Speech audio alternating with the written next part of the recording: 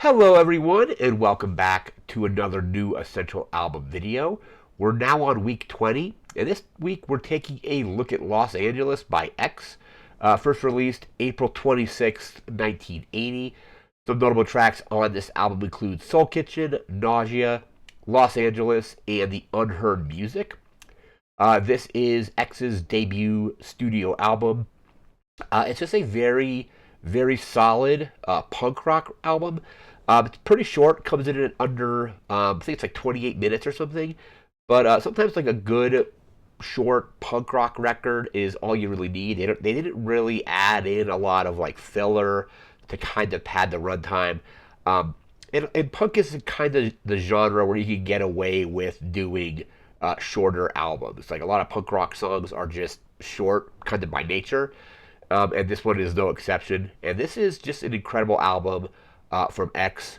I first heard of them, I want to say in 2007, because they were featured in I think it was Guitar Hero Encore Rocks the 80s. So they did Guitar Hero and Guitar Hero 2.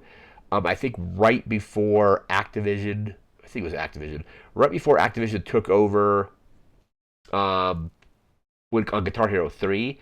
Harmonix did one more, or before Harmonix was doing Rock Band, they did one last kind of Guitar Hero thing with, I think it was only on PS2, but it was an 80s version of it, and this song was featured on that game. So I first heard it there, and then I didn't hear the album probably in full for maybe like 7 or 8 years. It was whenever I first got Apple Music is when I first listened to the full album. And like I said, it's a short album, comes in at under 30 minutes, but just a great punk rock album. I have some notes here. We'll get to those, and then we'll get to the track list and all that as well. Let me just find where we are here.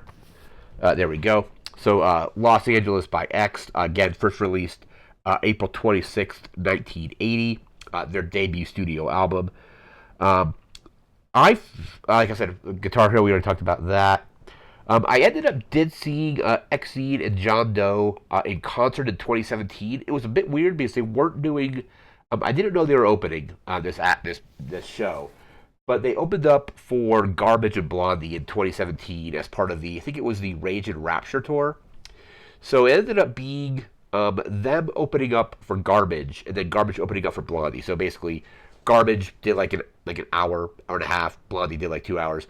I think we got like 30 minutes from Exene and John Doe, but they were doing bluegrass. It was kind of weird because I knew them from this album, so like mostly from this album, and it was kind of interesting seeing them do bluegrass. But it would have been cool to see them do a punk show as well. And I think at this point the band is like they were active in the 80s. They weren't active for a while. They came back, and I think they did a farewell tour last year at some point. So I probably will not be able to get to see them live, unfortunately, outside of that this bluegrass performance. But it was still a cool performance, a cool show for both Blondie and Garbage as well. The album was produced by Raymond Zarek of The Doors, and there actually is a Doors cover on this album in Soul Kitchen. Soul Kitchen is an incredible album, and X does a pretty good job covering it here. Like I mentioned earlier, it's just a short punk rock record. Tangentially related to this, there was a book put out, I want to say 9 years ago. I first listened to it maybe 5 years ago on like the audiobook, but it's called Under the Big Black Sun. It was by John Doe, and it covered the LA punk scene from roughly 1977 until 1982. The book came out in 2016. I haven't read the book in print, but I did listen to the audiobook. The audiobook has John Doe and Exene talking about stuff. They also have guest musicians doing like taking chapters, like Henry Rollins does one.